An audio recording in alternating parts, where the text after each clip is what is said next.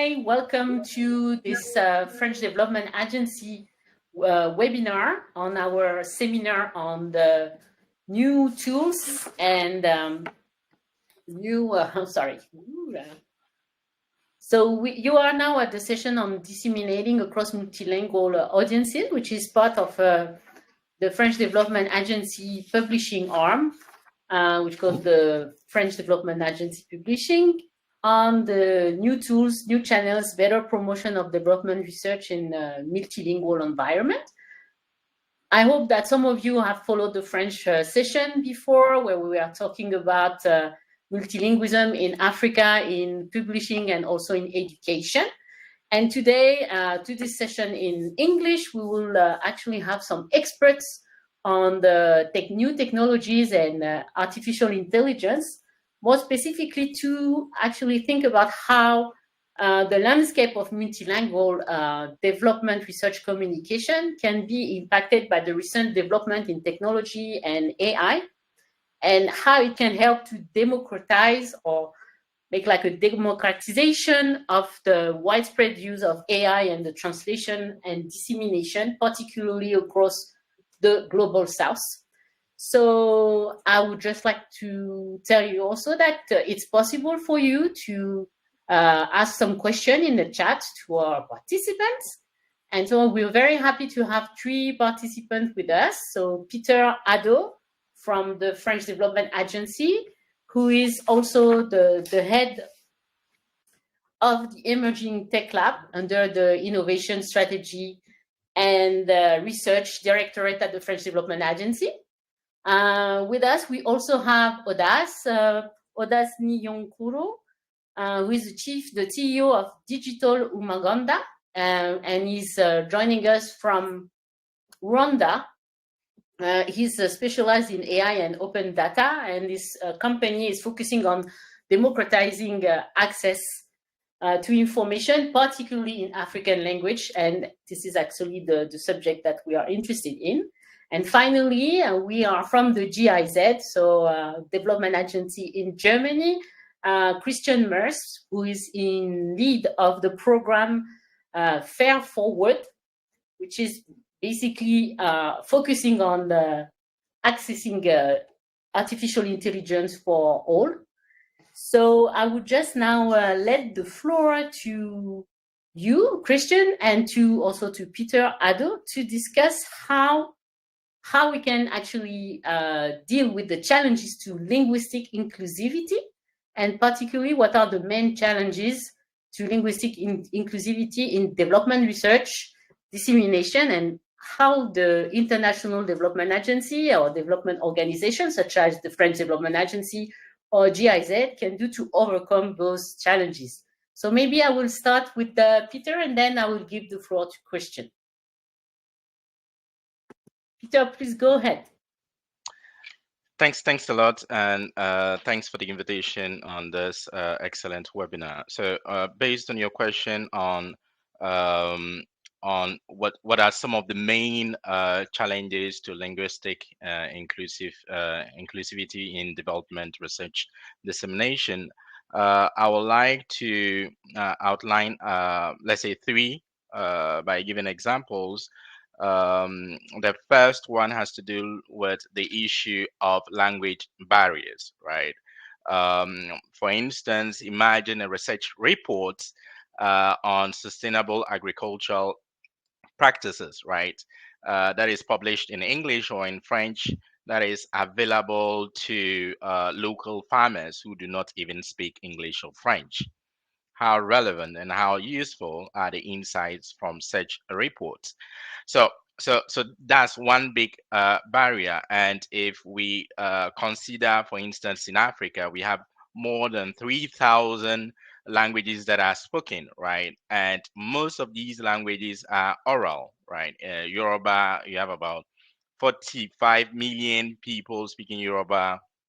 Swahili, 200 million people, and Hausa is also another growing language, right? So this is an issue, right?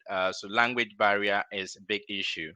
Another point is when we disseminate research or insights, right? that uses a lot of technical jargons. That is also another big area that poses a problem. So imagine a study on climate change adaptation, right? Climate change adaptation, where adaptation strategies, right? That might be filled with a lot of scientific jargons that most often than not, policymakers and community managers do not even understand what these scientific jargons actually mean. So producing such insights in such formats makes it pretty challenging, right? So using simplified languages and plain languages will obviously help. So this is the second one. So one on language barriers and the diversity. The second one on the use of technical jargons is also a big issue. And the last one that I would like to point out has to do with publishing trends that or research that has local relevance or takes into account cultural sensitivity, right? So imagine a health intervention study, right, that is supposed to be published. And in this study, uh, uh, it doesn't take into account some cultural beliefs or practices in those particular communities, right? That might pose a particular problem, right, in how they receive this information. And it is important that development organization provide alternative formats, right? That are relevant to the local region. It could be through radio stations, through podcasts, through printed media. So we have to find alternative ways of sharing information. And in addition, using concepts like visualization, right? That people can actually how do you call it, resonate much easier with those particular formats than using scientific jargon. So these are the 3 points that I'll put on the table for now. One on language barriers, one on technical jargons, and also taking into account the cultural sensitivity and contextual relevance. So I'll leave it for now, and then we'll come back more in details. I'll leave it to Christine. Yeah, please, Christian. Go ahead. Yeah, thanks a lot, Sabrina, for the introduction, and thanks, Peter, for starting the conversation.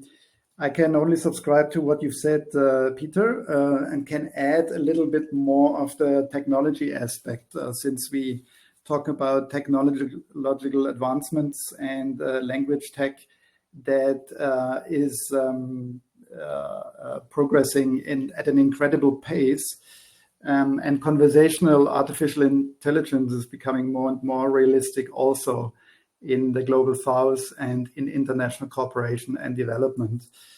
I think in terms of the language tech, we are by far not linguistically inclusive, and we still have a lot of challenges to enable the scaled usage and adoption of language models and tools that are in particular capable to process natural language interaction in marginalized local languages of the global south.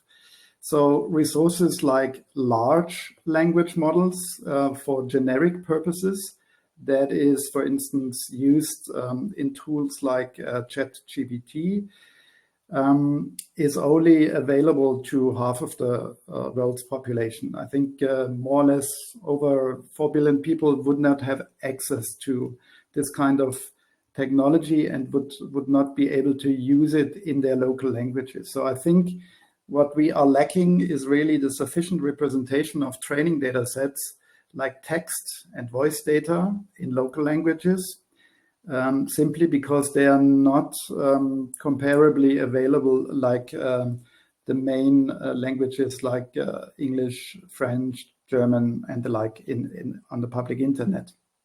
So I think we need to look into how we collect data, how we license the data, and how do we provide a data governance frame for our partner countries in the global south to build local language components, technology components that allow for voice recognition, that allow for conversational artificial intelligence, machine translation, and the like.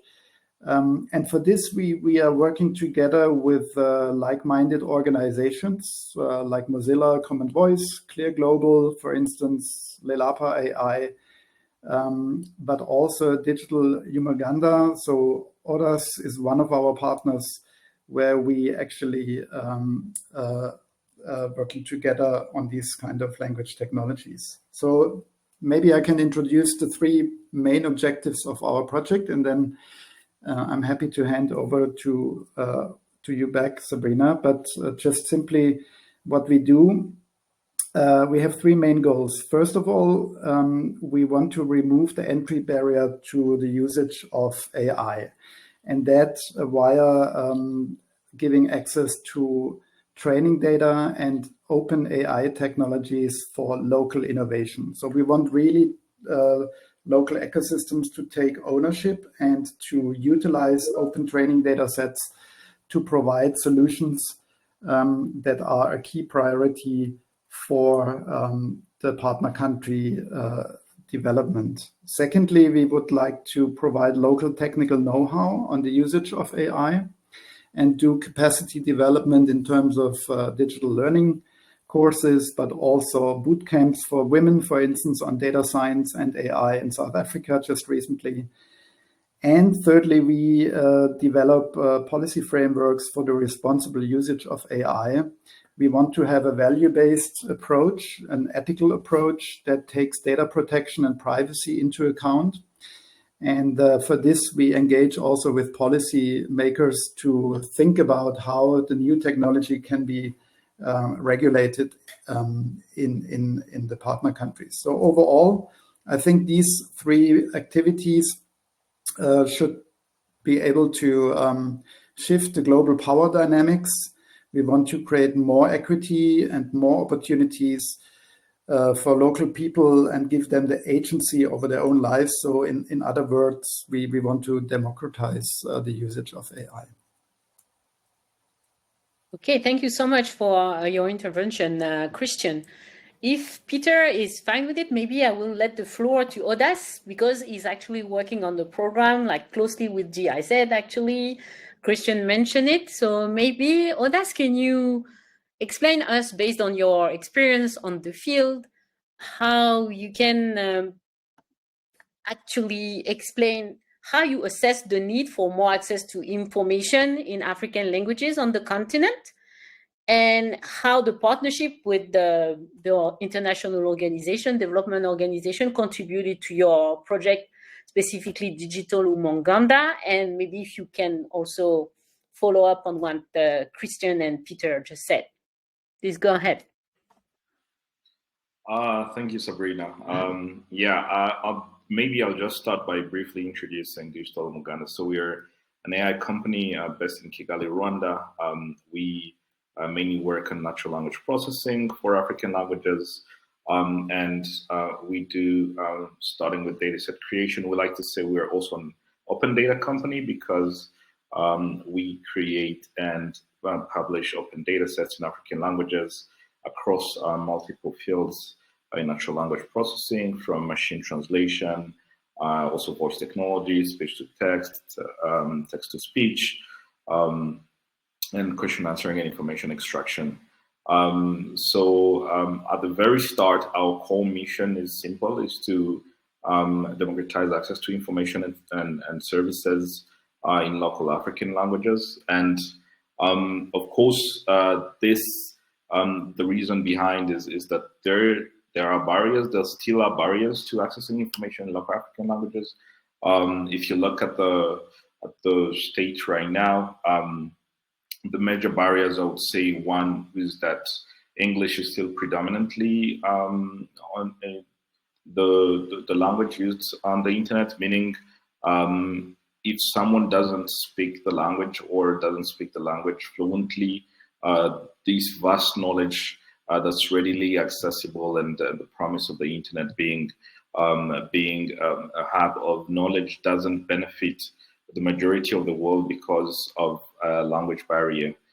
So I would say that this is still a very big barrier. But you also have other barriers that that are there. I would say that some are can be particularly solved with voice technology. So we started by working on data sets of voice technology, and the reason behind is that if you look at barriers such as literacy, which is still, for example, here in Rwanda, is still 27%, but also in the global south, I would think it's more or less around those statistics.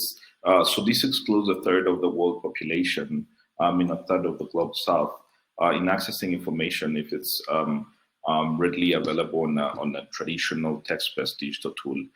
So having that information using speech recognition or other voice technologies would potentially elevate that barrier. And I think the third thing that's very important, I think also Peter alluded to it, is the culture nuances. If you look at African cultures, they're very oral cultures in terms of accessing information, in terms of also information exchange. They're very oral cultures. So in accessing information needs to be in formats that are easily or adapted to cultural nuances, like on the continent. So voice technology then becomes a very important factor. But in building these technologies, you meet the first barrier, which was talked about, which is the lack of training data. So all I would say, you can confidently say all African languages are under-resourced languages, meaning training data in speech recognition, in machine translation, in text-to-speech, which is speech synthesis, is still lacks for almost all the languages. So the urgency of creating data sets and making them readily available and open for researchers and innovators to build upon them, build digital solutions is the primary, I would say, step. But also that coupled with, of course, having, I would say, the capacity building needed for it, meaning do we have enough machine learning engineers on the ground? For example, in Rwanda, we're lucky that we have a couple of universities with machine learning courses, but I'm pretty sure this is not the case across the global south. So that also is sense of ensuring that there's enough capacity building, or there's enough capacity in terms of human workforce to build these technologies. And I think the third area would be now ensuring now that these technologies are built with the user in mind, because internet penetration and smartphone penetration is still very low. So how do you make these technologies readily available through future phones are, some of the questions that are very important when talking about voice technology or AI technology in general and its use in the global south. I'll hand over back to you, Sabrina. Thank you so much for this. So there is still a digital gap, like in infrastructure already. So how can, like the global south and particularly in Africa can benefit from AI in leveraging also the difference between dominant languages and local languages, since, like there is this impediment in terms of infrastructures? How do you see that? I think that the first area is ensuring access to this information that's really there.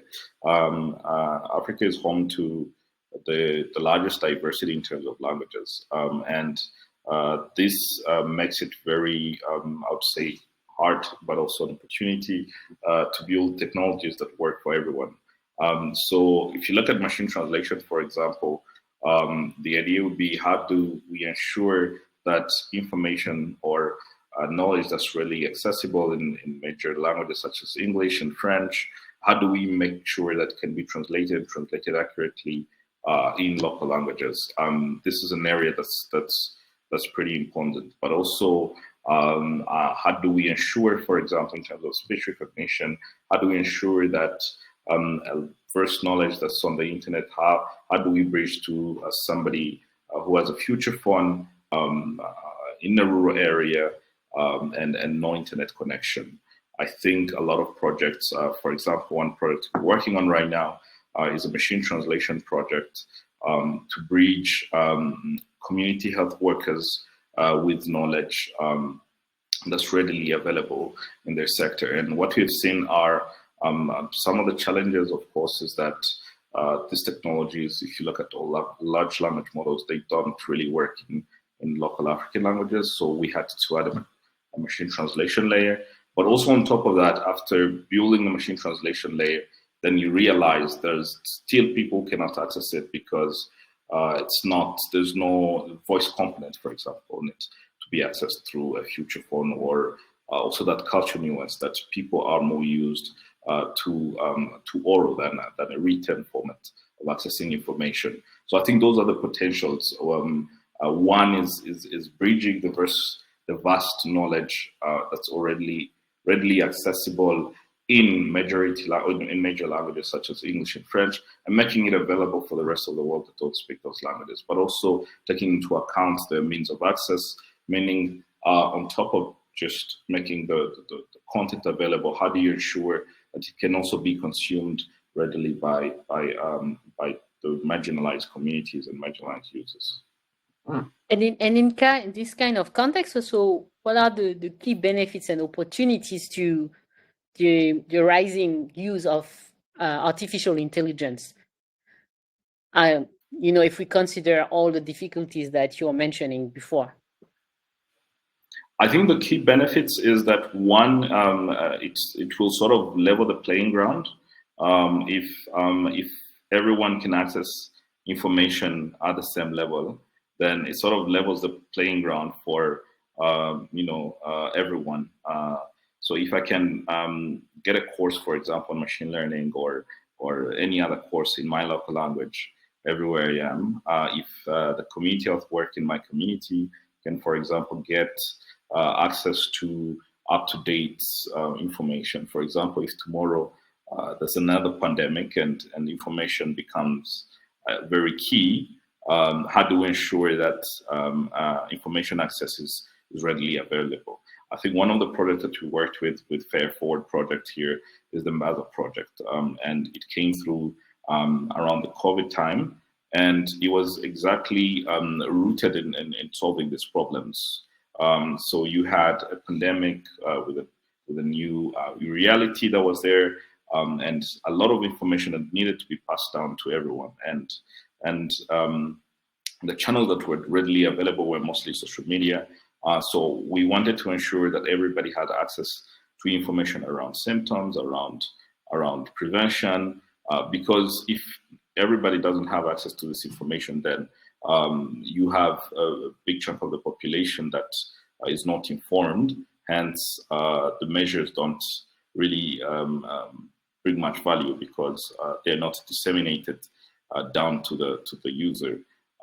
So I think just to recap, the first layer that of the potential benefits is leveling the playing ground in terms of accessing information that's readily available in major languages, but also decreasing the digital divide gap. For example, right now we're looking at an internet that, of course, had its barriers because the majority of it was in English. But now we're looking at an internet powered by AI that's not usable for the majority of the people because it's in a language that people don't understand. If, for example, benefits of large language models and generative AI that we've seen cannot work in Kinyarwanda or Swahili or any other language, then it continues to widen the gap where technologies are built for a few and benefit a few, and the majority of the global south doesn't have access to them. So I think that this is very important to ensure that these emerging technologies, especially artificial intelligence, work to reduce the digital divide gap and not do the opposite, which is unfortunately what's happening right now, which is becoming harder and harder to access these technologies that are language based. Okay, thank you so much for that. Before giving the floor to Christian and Peter, and also to you, Odas, on this specific subject of translating and how AI can be used in translation in disseminating the information and the communication on research development, I would like to ask and to relay one of the question of in the chat, very pragmatic, but this is the question that everybody wants to know. So where does the financing for your project come from? So can you tell us how, your kind of company, which is having an aim of democratizing information in African language, how do you actually fund your initiative and your program? So we do work with diverse partners. One of which is GIZ and Fair Forward projects, of which Christian is a co-lead. Yeah, the funding Turn off comes your from. cell phone, please. Okay. Yes. Go ahead. So the funding comes from the diverse set of partners that we work with, including international organizations such as GIZ, but also other partners that are working on creating or have interest in creating open data sets or language technology on the continent. I was also like managing and following very closely the previous session of our seminar in French. And one of the issues that had been raised is that it's very important that there is a very strong national policy in languages in different African countries. Do you get any support from national or governments where you are to actually increase or develop your project? Yeah, actually, yes. So the Ministry of ICT and the Ministry of Culture, one of our main partners, especially the Rwanda Culture Heritage Academy, and part of the interest is also in ensuring there's language technology in Kinyarwanda, but also the other underlying interest for, let's say, the Rwanda Culture Heritage Academy is the realization that if technologies are in other languages such as English and French or other major languages, then users will need to adapt to them, hence less and less usage of the local languages. So it's sort of a language preservation interest for them in ensuring that these technologies can also work in Kinyarwanda, for example. But we do work also with the Ministry of ICT because of the interest in, of course, AI and the mandate of promoting technology on the ground, and the Ministry of Culture, which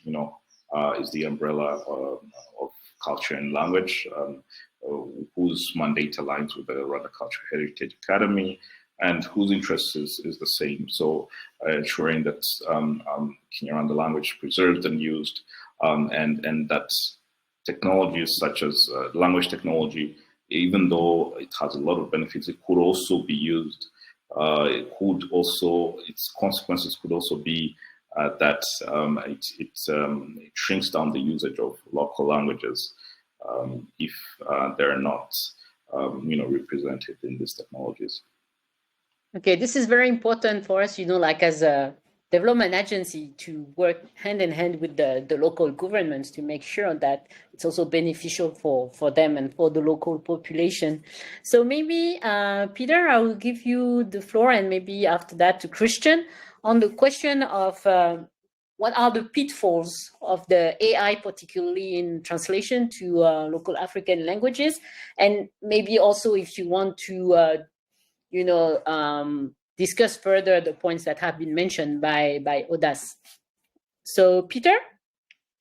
Yes, thanks, Sabrina, and thanks to my colleague speakers. I mean, you've made most of the important points. I would like to highlight some of the pitfalls that comes into mind. I'll start with the first one, which is on the lack of data sets, right? Language data sets are not that sufficient, if I'll put it that way. And there's a need of heavy investment, especially in most African languages. For instance, I'm just using Africa as an example. there's a need to invest in large language data sets. Initiatives like the Mozilla Common Voice is worth applauding. I think it's a very excellent initiative that others actually talked about. So that is one area, because we do need trained data sets to be able to build these kind of models on that. So that's the first one. Second, we do need new models that adapt to these languages, right? Why am I saying this? For instance, we do have what we call tonal languages, right? So languages that that are written virtually the same, right? But they pronounce, how do you call it? That means differently, right? Like if we pick Mandarin, we have the word, the letter ma, right?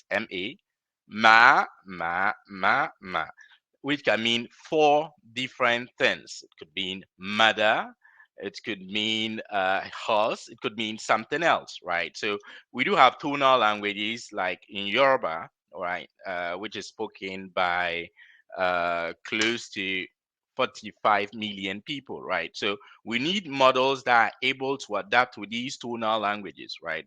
Why is it important? For instance, in this webinar, imagine we do have translation service that or apps that are leveraging on AI to translate this into, let's say, Yoruba, Swahili, Mandarin, and maybe Vietnamese language, right? Which are also tonal languages.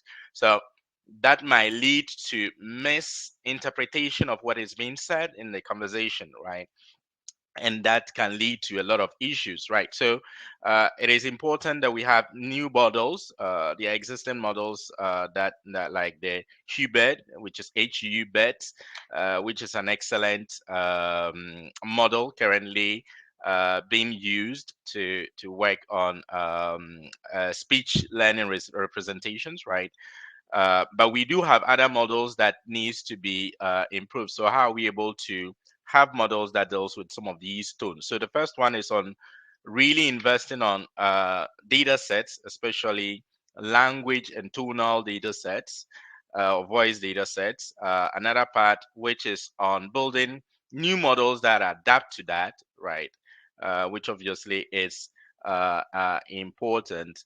And then another pitfall is when, which is quite in line with how do we govern the data around it, right? So how do we go around collecting data, right?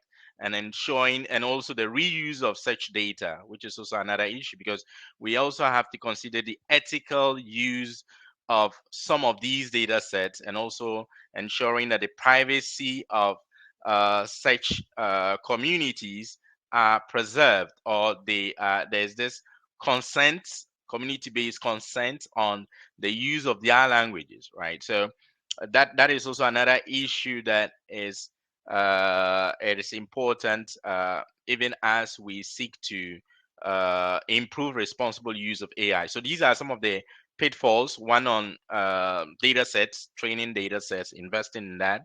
The second one, which is on building models that account with for some of these complexities that we observe in languages like tonal languages. The third one is obviously how do we go around with data governance, collection of data, and reuse of data in the communities that we collect the data from. So I'll keep it quite short there. Thanks. Thank you so much. Yeah, indeed. So maybe now I will give the floor to Christians, more specifically on the kind of example, if you have few example of how this multiple languages technology transform the digital solution space in different sectors of relevance to international and development cooperation, just like GIZ, for example. And if you want also like to follow up on one of the points that Peter mentioned previously. Mm-hmm. Yeah, maybe on top of what Peter mentioned, I think it's in terms of the pitfalls, or let's rather think about the favorable conditions that would be necessary to have a large-scale usage of artificial intelligence models and solutions. I think it all starts with a common understanding and a framework on how we want to use AI.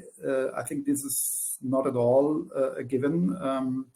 And the fact that we are more or less speaking the same language in this panel is already a first indication that there is alignment coming up in our international development community. Yeah.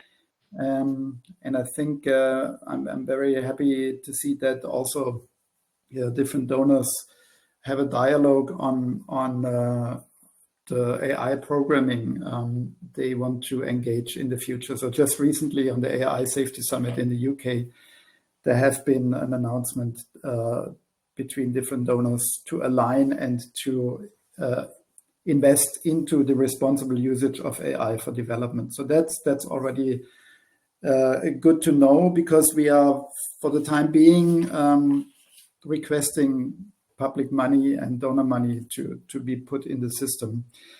So to answer your question on some of the examples of how we actually use language technology that transforms digital solutions in the international cooperation space, we engage actually in a variety of sectors and use cases, but we do that by applying certain principles in which use cases and sectors we're gonna invest and engage.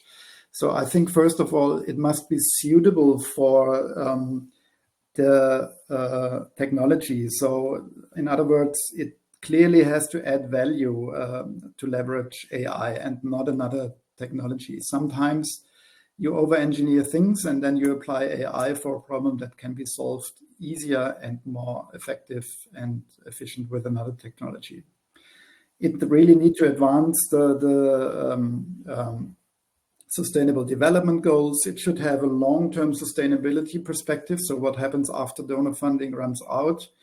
It should also have a local AI ecosystem ownership component. So how can we empower local innovators, and how do we build in safety measures to really make sure that AI is used responsibly? So those are some of the principles that we apply. And just recently, to give you one example, and I just saw that Howard from the Bill and Melinda Gates Foundation is also in the call. So we work together with the Gates Foundation on an AI-driven agricultural information exchange platform that provides digital advisory to smallholder farmers in Kenya and in Bihar, India, as a pilot. And we use this platform actually to provide personalized, timely, and actionable information to end users that are low literate and that are not digitally skilled. So the issue that has been mentioned before by Odas and I think also Peter, that we allow conversational interaction with the solutions, that we allow interaction with low-tech devices, so really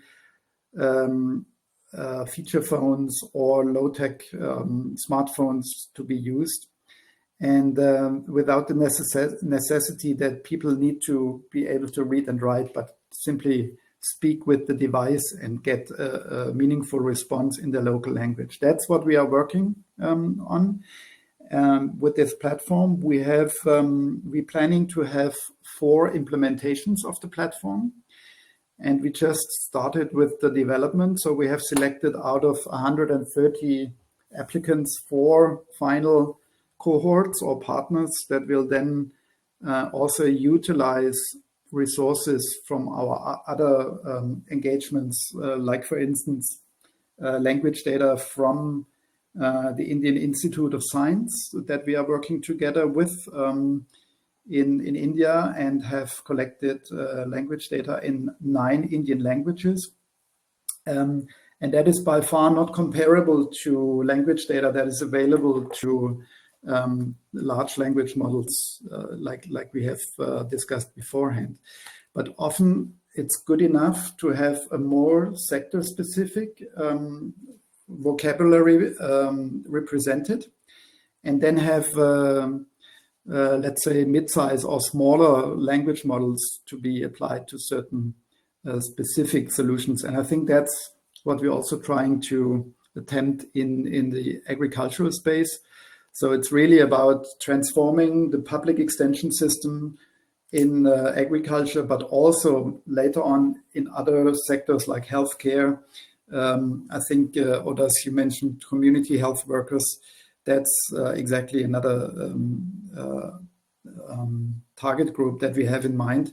So really applying the technology across sectors, across regions, in a way that includes marginalized beneficiaries by reaching them in their local language and allow for natural language interaction is one of the key features amongst a few others that we do with that agricultural information exchange platform.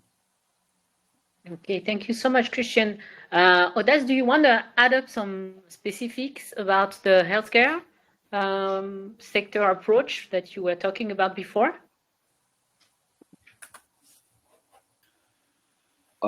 Yeah, I think when it comes to pitfalls, especially since we're talking about machine translation, it comes back to the initial, I'd say, issue of training data. Readily accessible parallel data sets to train machine translation models are not relevant in global South languages, such as any other data sets actually that you would think of. And actually creating these data sets is also not easy. Probably we've worked across creation of data sets in I'd say almost all areas of natural language processing. And one of the hardest areas to create data sets in is machine translation, because you require a deep understanding of the major languages, for example, English, and also the other language, which might be Kinyarwanda. So creating those data sets becomes very hard because you need to find, basically, if you're going to create a data set of 500,000, 1 million parallel sentences, meaning you have 1 million sentences in English, and then you have the corresponding 1 million translations in Kinyarwanda.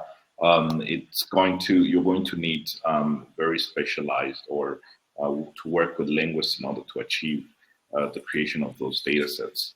And also the other thing I think Christian talked about it is that there's also context and domain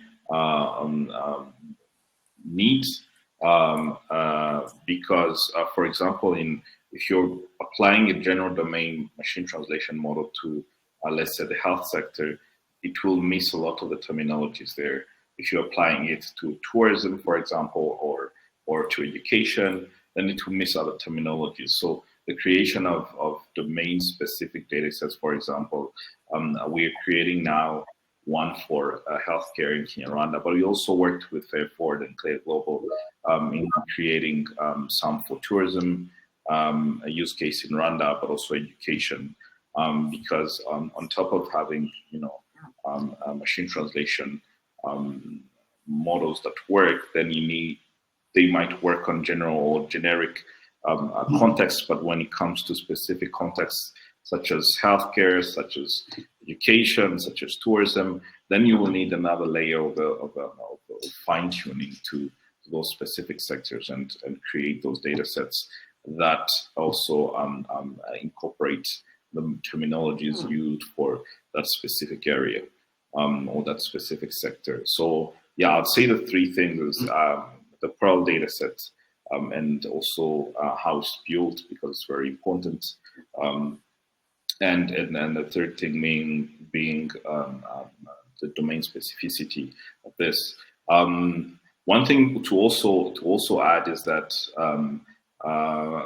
doesn't really, it works as well, but getting a lot of text, for example, from English and then translating it to a local language might not have the same text as the same effect as starting with, for example, the text in the local language, because you might miss a lot of context if you start with content that was created for the global north and not the global south, and then translating it. So that's also one pitfall that we've seen in building machine translation models.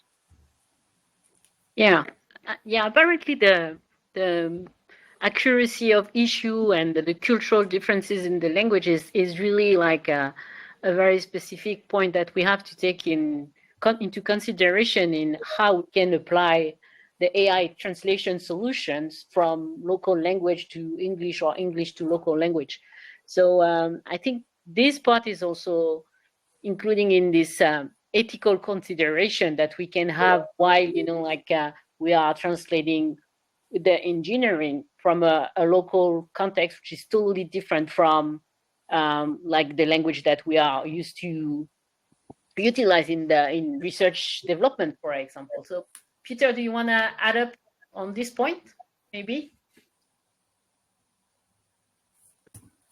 Yes. So, touching on the ethical consideration and also issues around accuracy and cultural nuances, that comes when we leveraging on some of these AI tools. I mean, some of them were pointed out, which is in line with obviously privacy, right? How do we deal with data privacy? How do we handle sensitive information in research that really require commitment to privacy? The issue on, let's say, informed consent, right? Earlier on, I was talking about probably community-based approaches when we are dealing with some of these issues around local languages, right? So how do we generate some of these data sets? And then another inherent challenge that we currently face in most AI system has to do with issues on fairness and bias, right? And like I pointed out earlier on, we do have different languages. Most of the languages are obviously oral, as Odas actually pointed out.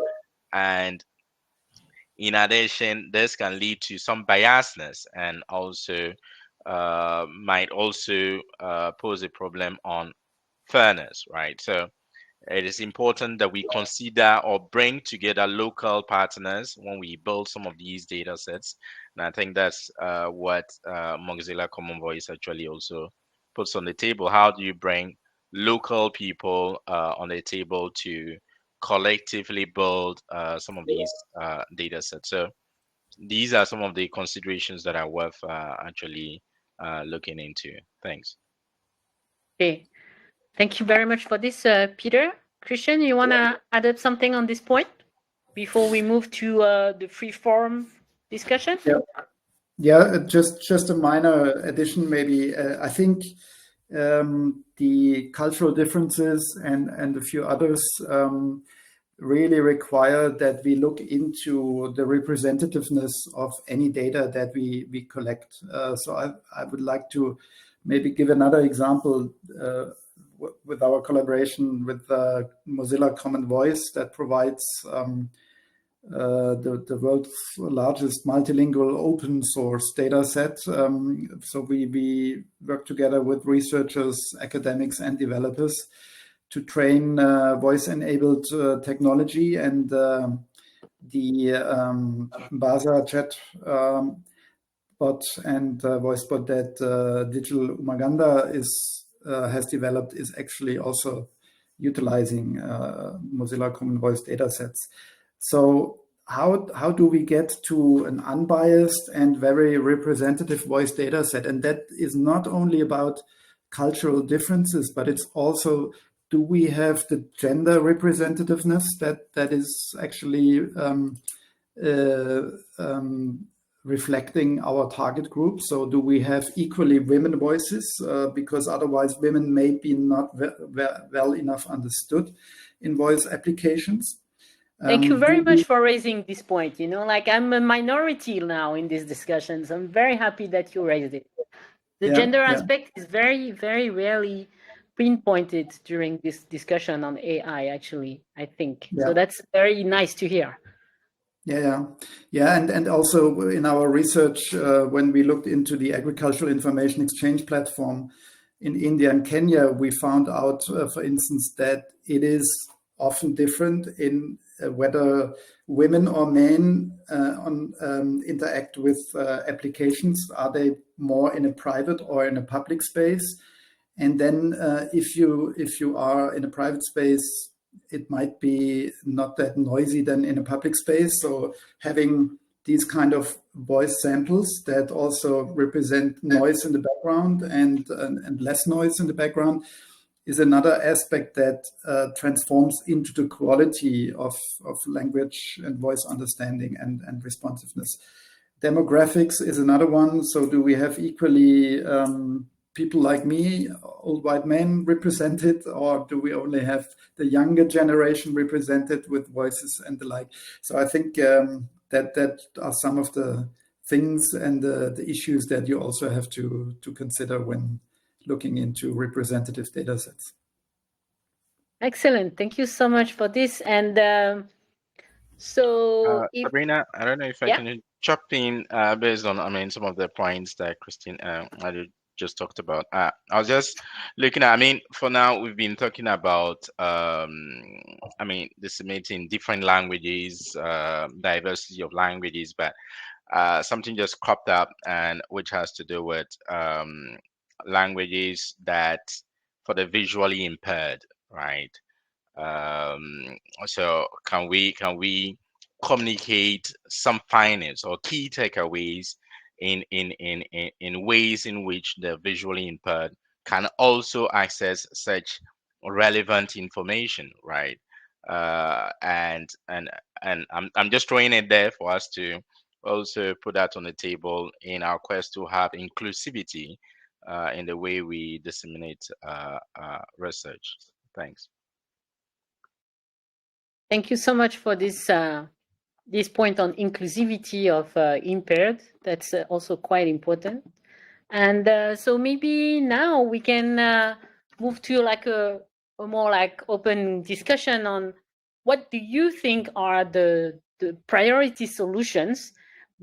Christian mentioned already that we are basically all aligned, like at least in the International Development Organization, in how we are considering the implementation of AI in our different areas of intervention. But according to you, collectively, how we can actually work together and what are the priority solution in the domain that we can actually imply. Well, so maybe Peter, you want to go, or maybe Christian first? Maybe I'll just start with 2 words and then probably Christian can jump in. Okay. Priority ways. We need to invest in innovation and research through experimentations, right? I think it's important that we push in funds to experiment, right? Because we need to be able to take a risk as development organizations to be able to experiment on these initiatives and not wait to have everything perfectly done. So I think experimentation or having that mindset is one way of looking at it. And another thing that I was trying to grasp across our conversation has to do with, we really need data sets, right? We need locally relevant data sets, right? And to do this, it is important that we take into account the local context and also the sectorial context, as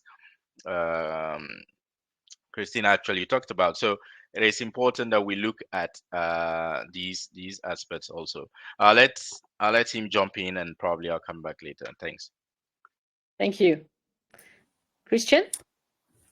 Yeah, if you look into that AI for development framework that I recently talked about in terms of the donor dialogue going on currently, I think the overall vision is really to have an African-led AI innovation. So this is mainly about sub-Saharan Africa, but of course it can also apply to other regions but since they are aligning on Africa, they talk about the local leadership of African players to really scale AI across the continent in a way that you have equitable skills, that you have local data represented, and also sustainable compute, like the computing power that is necessary, the resources that are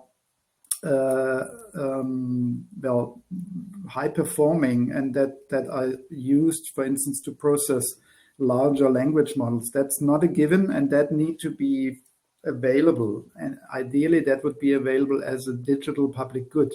So really having an open and more of a community-owned approach.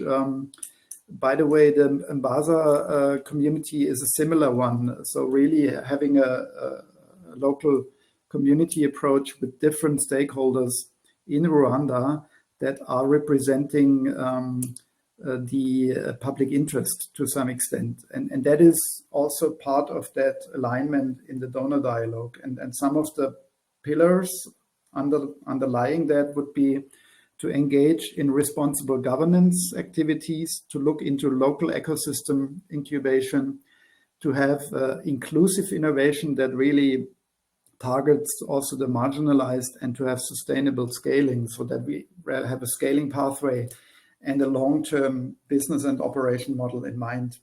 And then you come up with the most impactful sectors, right? So we engage, for instance, very much in climate change related use cases. For instance, in Indonesia, we're looking into high carbon stock assessment of forestry to protect primary rainforest, to assess the carbon stock that is actually in the land, and to really make deforestation or fight deforestation. So that's one example use case that we are engaging. Others include the public sector, and here it's very much about the information dissemination, the knowledge worker part that we're looking at. So again, the community workers in agriculture and healthcare, but also to provide citizen services, for instance, for business registration. In Kenya, we have a chatbot in Kiswahili that allows user engagement to register their own business on the website of the Kenyan government. So that is another example where we see larger scale use cases, because I think the whole issue about automated conversational AI is really scale, right? You reach immediately thousands, if not more people. A public extension system for agriculture that utilizes extension workers as a main backbone will not work in the same way in terms of scaling that digital solution work if they provide the same quality of information. Thank you very much, Christian, on this. Just to take the point on African-led AI, maybe Audace, you would like to say a word about that, on how there can be an African leadership on AI, and how, in which kind of tools or platform do you think that it might happen? And you have your experience in Rwanda and the company that you are now leading. Yeah, thanks, Sabrina. Yeah, when it comes to African-led AI, I think the first and foremost, it's with the creation of a local ecosystem and with the various stakeholders. Because, for example, if you look at the AI ecosystem in Rwanda, you have a lot of, I would say, practitioners at the individual level. You have the institutions starting to adopt AI technologies, and then you have the government mandated to drive innovation and regulate and produce policies around AI. So a clear conversation and creation of an ecosystem is I think what's important. What we've seen is that when there is when it starts with a conversation and starts producing tangible technologies or tangible solutions, then it becomes easier for the ecosystem to form. For example, the Baza NLP community is now over 100 people, but it starts with a core of a technology that was there, that was open sourced, and of which people could gather around and build a community around it. So I think when it comes to African-led initiatives, is one, governments being there to produce a conducive environment for these technologies to exist, and also to support innovation, but also the individuals coming together and forming communities. But if there is also, I would say, open technologies to gather around and build from, then it also helps in creating the local ecosystem. I think the ecosystem mostly in many areas starts with academia, and then industry and government jumps in after. So we're glad that in Rwanda there's been a part of enablers such as the German Development Agency, and then there's the government that's interested in the innovation, but also individuals and institutions, companies, which are startups that are building these technologies and coming together and showcasing the impact of these technologies and forming a local ecosystem which has all the key stakeholders, meaning academia, private sector, and government, as well as the enablers such as projects such as GIZ.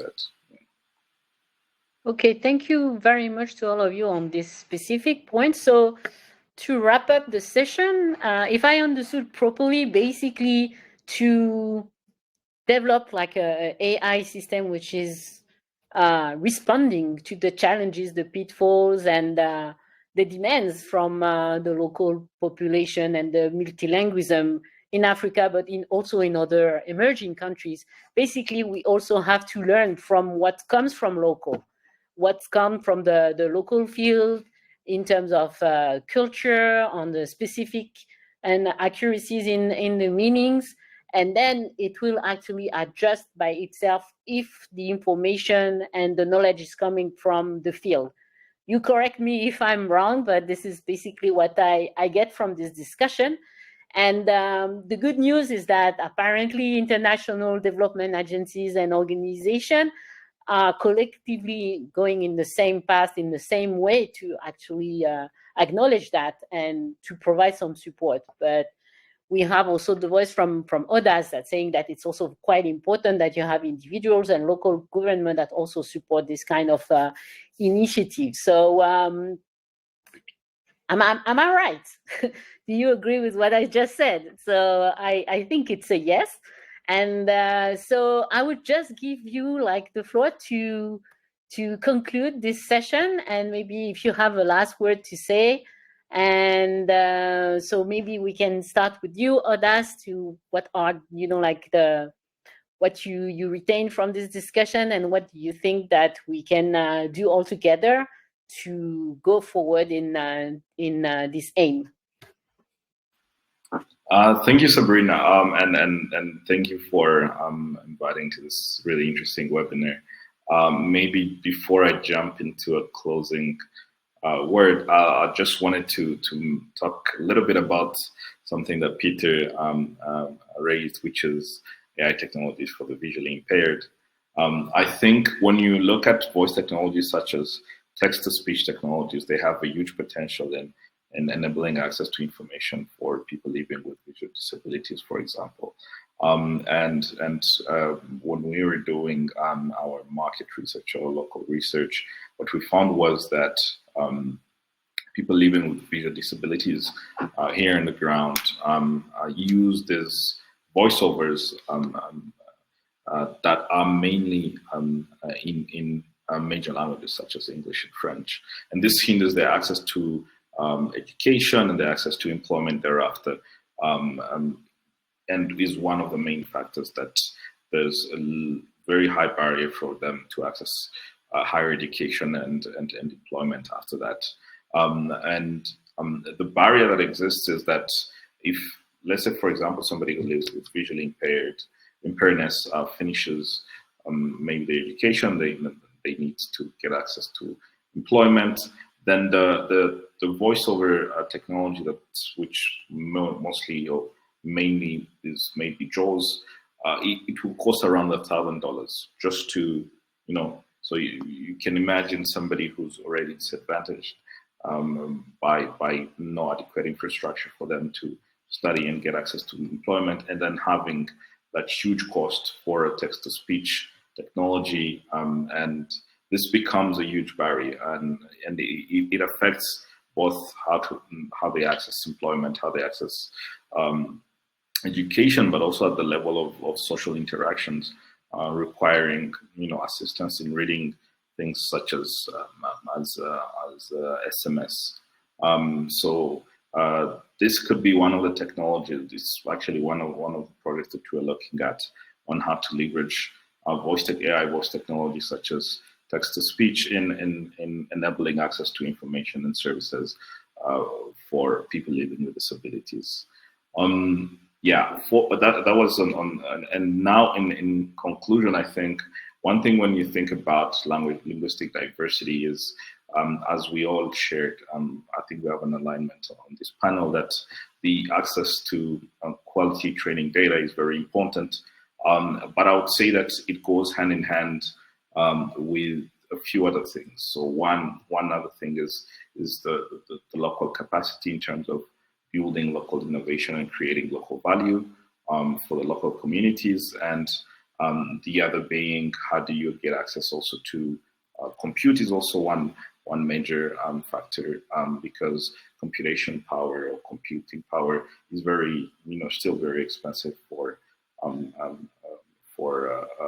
let's say startup starting out in the global south.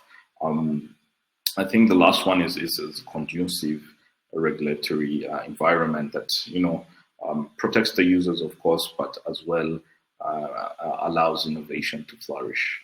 So I think with access to training data, the local capacity, enabling a conducive environment, and it will basically create local ecosystems in the global south and ensure that this linguistic diversity and access to language technology is democratized to everyone.